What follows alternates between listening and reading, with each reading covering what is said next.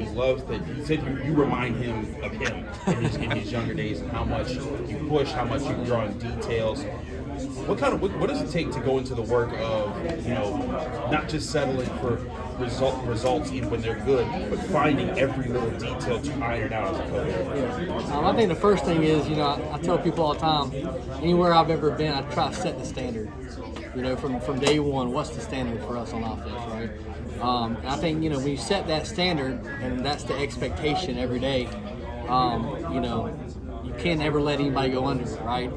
The players, your assistant coaches, everybody, right? You have to hold them to that standard every day, and you got to push them, and you got to let them know, as soon as you let one thing happen or one little thing, you're like, that's not a big deal, or you don't talk about it, then next thing you know, it becomes a bunch of issues, right? So to me, every day is just, hey, keeping that same standard, keeping the way we do things and the details and how hard we coach them, because we want them to be better. We want them to maximize their ability. I think when kids realize that and they understand that we do care, even though we coach them hard, they know we want the best for them. And once they learn that, then it makes it easy. Okay, how would you define the standard? Your standard?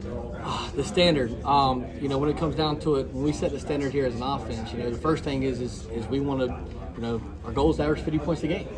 I mean, that's a tough goal. Not many teams in the country do that a year. It's probably like one or two. What does 50 points look like, right? You got to be explosive.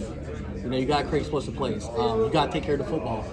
You got to be efficient throwing the football, right? You got to be able to throw the ball on first downs, first grade teams, right? You got to be able to run the football, not just out in space, but you got to be able to run the ball when you have to run the ball and be physical to set the pass, right? But the standard is just doing everything the right way, the details. We talk about timing, spacing, and rhythm a lot with the passing game. Everything's about the timing of the quarterback with the receivers. It's about the spacing. Coach makes fun of me all the time because I talk about, when I pause the film, I want things to look pretty. Like when you set the standard, man, like when you pause that film, and you see all the receivers, you see all the players, and everybody's in the areas they're in. You want it to look pretty, right? You don't want people on top of each other. You don't want everybody, look like they're all crunched together, right?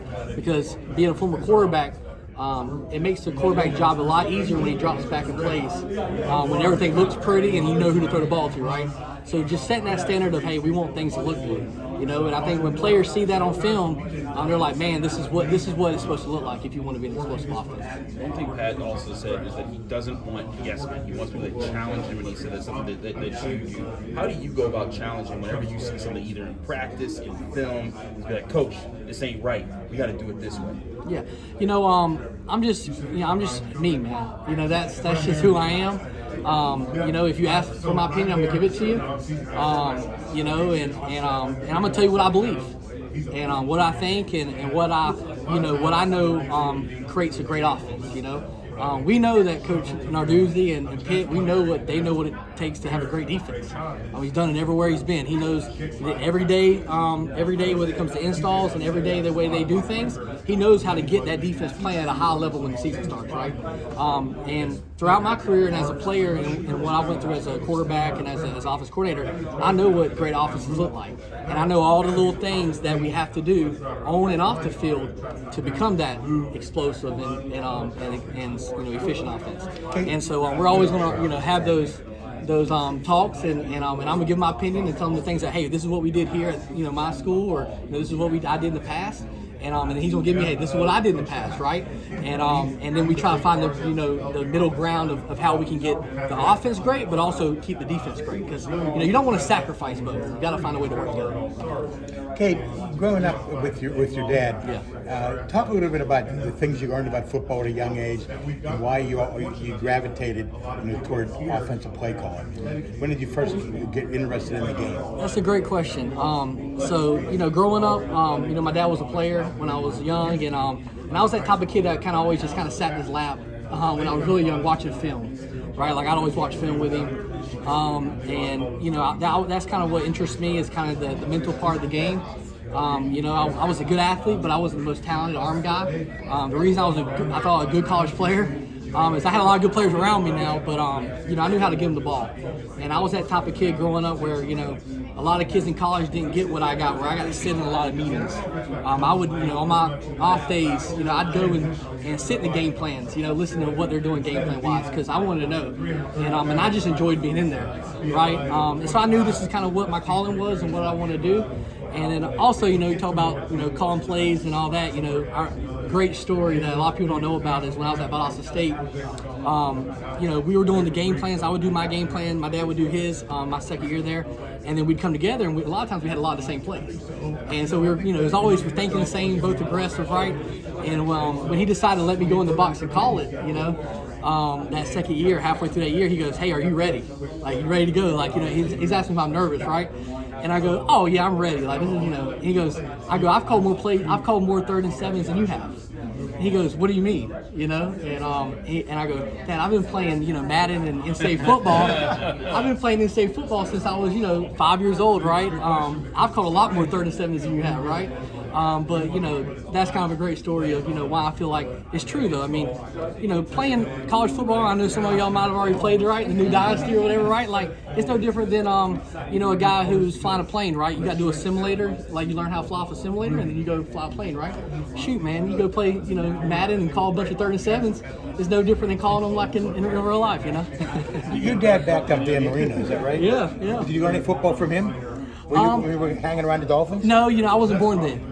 So that was like you're a young guy. Yeah, I'm a young guy. That was like 89, 90. So I wasn't born until 93. Oh. So yeah. So you know, yeah. He was out of football by then, I guess. Nah, Dan. Yeah. I don't know. Yeah, I don't even know. Yeah. Kade, as a former quarterback, how do you assess your quarterback room? How do I assess it? Right now, you know, Nate's the guy. You know, he's the leader of the offense right now. You know, he's the guy that we named the starter. And then you have really Eli's the guy that's pushing him. You know, Eli's the guy who in spring was really actually injured most of spring. People don't really know that. You know, we talk about the hamstring he had, but he couldn't move at all. Couldn't move around, so he was having to throw the ball a lot from the pocket.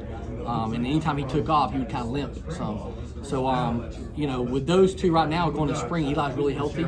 And he's really pushing Nate. You know, the one thing about both of those guys is that they both, you know, want to be the starting quarterback. I mean, Eli wants to be the starting quarterback. It's not like he doesn't want to be the starting quarterback. So all it's doing is making Nate better. And Nate knows he's got to, you know, do the little things right and take control of the team because Eli, you know, just like any other quarterback wants to play. You know, and then obviously Ty's a guy who didn't get any really reps last year. You know, he's moved into that 3rd spot right now, and he's gotten so much better. I think the last week of spring, he really started figuring out what we were trying to do offensively and being coachable. And this summer, I thought he got a lot better because, you know, he had that broken collarbone where he didn't get any scout team reps, nothing all fall. So while Eli was, you know, playing scout team versus Alabama every day all fall, you know, Ty was, you know, sitting, you know, rehabbing, right? So, you know, just trying to get him caught back up and playing football. And then obviously you got Duggar, who's the baby, right? You know, he's a guy who's probably going to redshirt, you know, because he's got a long ways to go because he's a young guy. But he's got the arm and he's got the athletic ability. He's a good kid. So we just got to keep working those guys. And a guy that I think people, you know, I think has got some ability is a walk-on, David Lynch. You know, he was a freshman last year. Some things that people don't know about David is that he was actually a really good basketball player. You know, go watch his basketball film. He's a good athlete. And he acts like a pro, man. He comes to work every day and he throws a nice ball, and he's a guy that's been doing well too. This really is such a young group of quarterbacks. Yeah. How is that an advantage though when you can really take these guys and mold them as you see their skills and abilities develop? It's really good, man. You know, you really got, and you're still molding Nate because he doesn't have a lot of experience. You know, it's not like he's been taught a bunch of things because he hasn't played a lot. But really behind him, you know, it's guys. I mean, you know, I asked him last week. I was like, hey, how many guys have y'all played in this offense before? Nobody raised their hand. I was like, okay, how many guys have y'all played in the game before? Nobody raised their hand, right? And it's like, you know, we're inexperienced, right? And so, you know, every rep that they get in summer, and I was explaining to them, and going into fall camp right now, it matters. It doesn't matter if it's 3 reps in a row. It doesn't matter if it's 6 reps in a row, right? Because we have a long ways to go to develop these guys. And you know, talking about, hey, where are you as a quarterback, right? Like, it took Kenny Pickett 3 or 4 years to become a all ACC quarterback, right? To be in the same system for a couple years, right? And so, they have to be willing to be patient and be coachable, right? Don't try to do too much. Don't try to always make the big throws, right? Just play within the system, and once you make a mistake, try not to make that same mistake. How did you feel that the offense came along in the spring, and what are some of the things you're really trying to focus on in fall camp? Really, the thing that we're trying to focus on the most is, really just marrying the run and pass game together. For me, spring ball is to kind of figure out what the quarterback is great at. What is he good at? We threw the ball probably more than anybody in the country this spring. Why? Because for us to have a great offense, the quarterback's got to go perform. If we want to go win the ACC, we're going to play some defenses where it's going to be tough to run the ball. We know that. You're not going to just be able to run it down everybody's throat. So we got to be able to throw the ball versus on one high defenses, right? And so spring we threw the ball a lot. Going into the summer now, we're trying to hey, this is what we did well in the spring. This is kind of we've moved some players around different positionally at receiver and stuff. Okay, this is what our strength and our weakness is. Now going into summer camp. Okay, let's do what the quarterback does well. Let's call a lot of concepts that he likes, and also what our receivers and skill players do well. And then how do we marry those pass game into where now we can run the football and play action off of it? Because, like I said, if we can run the football, man, it makes fun throwing the football. So now we're working on that part, trying to be more balanced. Hey, how do we fit the pass game around the run game? That makes sense.